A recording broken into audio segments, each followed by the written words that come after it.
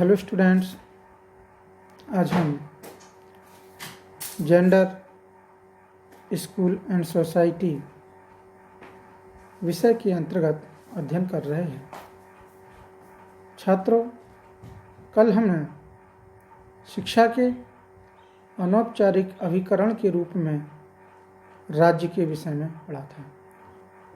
कल छात्रों हमने राज्य का अर्थ, परिभाषा, राज्य के आवश्यक तत्व और विशेषताओं के विषय में अध्ययन किया था। छात्रों, आज हम राज्य के कार्य के विषय में अध्ययन करेंगे। शिक्षा संस्था के रूप में राज्य के क्या क्या कार्य हैं, आज हम उसके विषय में सूक्ष्म में अध्ययन करेंगे। पहले हम देखते हैं कि एक तंत्र में शिक्षा केवल राज्य हित पर ही बल देती है। इससे संपूर्ण शिक्षा केवल राज्य के हाथ का खिलौना बन जाती है। इसके विपरीत जनतंत्र में जनहित पर बल दिया जाता है। इससे व्यक्ति तथा राज्य दोनों का अधिक से अधिक विकास होता है। चूंकि वर्तमान युग जनतंत्र का युग है, इसलिए जनहित के लिए शिक्षा को केंद्रित ना करके विकेंद्रित करना ही उचित समझा जाता है। तो अब हम पहले देखते हैं, पहला बिंदु है हमारा राष्ट्रीय शिक्षा की योजना का निर्माण। जनतंत्र व्यवस्था में शिक्षा राज्य की आत्मा होती है। प्रत्येक राज्य उच्च कोटि के शिक्षा शास्त्रियों, दार्शनिकों एवं शिक्षा मंत्रियों के परामर्श से अपनी तथा अपने निर्माणकर्ताओं की आवश्यकताओं एवं आकांक्षाओं को ध्यान में रखते हुए सर्वप्रथम राष्ट्रीय शिक्षा की योजना तैयार करता है।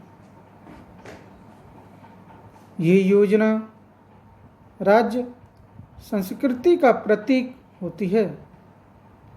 इसमें सांस्कृतिक, सामाजिक तथा दार्शनिक तत्वों की झलक स्पष्ट रूप से दिखाई देती है। ठीक है छात्र, राष्ट्रीय शिक्षा की योजना के तैयार हो जाने पर उसे इस प्रकार से संचालित किया जाता है कि जाति-पाति, रंग रूप एवं आर्थिक स्थिति से ऊपर उठकर प्रत्येक व्यक्ति को शिक्षा ग्रहण करने की समान अवसर प्राप्त हो। इसमें पहले नागरिकता का प्रशिक्षण। राज्य की प्रगति सुयोग्य, सच्चरित्र एवं सुशिक्षित नागरिकों पर निर्भर करती है। अतः प्रत्येक राज्य का मुख्य कार्य अपनी जनता को नागरिकता के प्रशिक्षण की व्यवस्था करना है।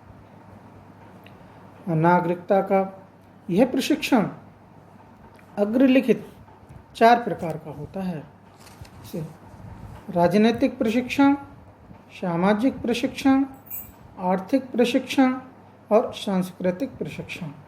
पहले हम राजनीतिक प्रशिक्षण के विषय में देखेंगे। राजनीतिक प्रशिक्षण, प्रत्येक राज्य की अपनी निजी राजनीतिक विचारधारा होती है।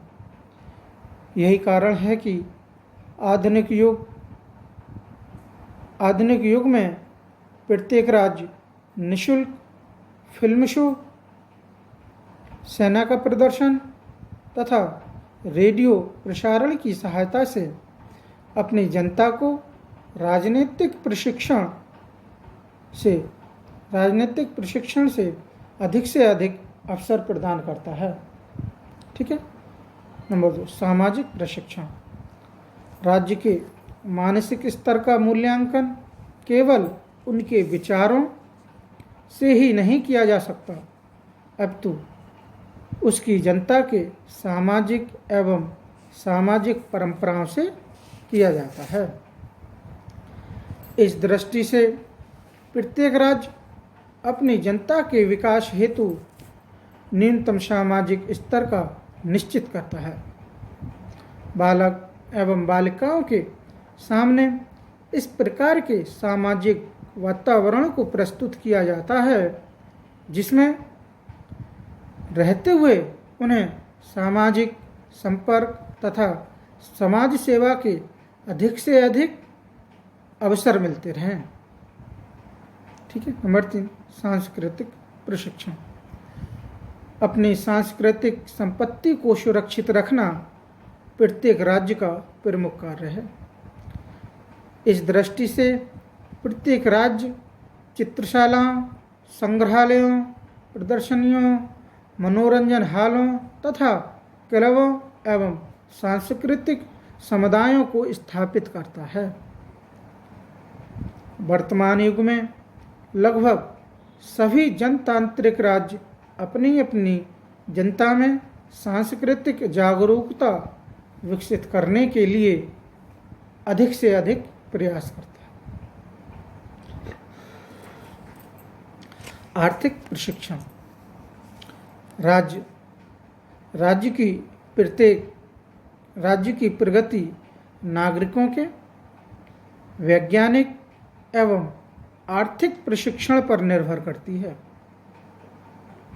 इस दृष्टि से प्रत्येक राज्य विज्ञान तथा उद्योगों से संबंध में प्रशिक्षण देने की यथाशक्ति व्यवस्था करता है। ठीक है। अतः नंबर 3 अपना प्रशिक्षण पूरा हो गया। नागरिकता के प्रशिक्षण में देखते हैं स्कूलों की व्यवस्था राज्य के कार्य में। चूँकि नागरिकता का प्रशिक्षण आधुनिक युग की मांग है, इसलिए अपने तथा अपने नागरिकों की आवश्यकताओं को ध्यान में रखते हुए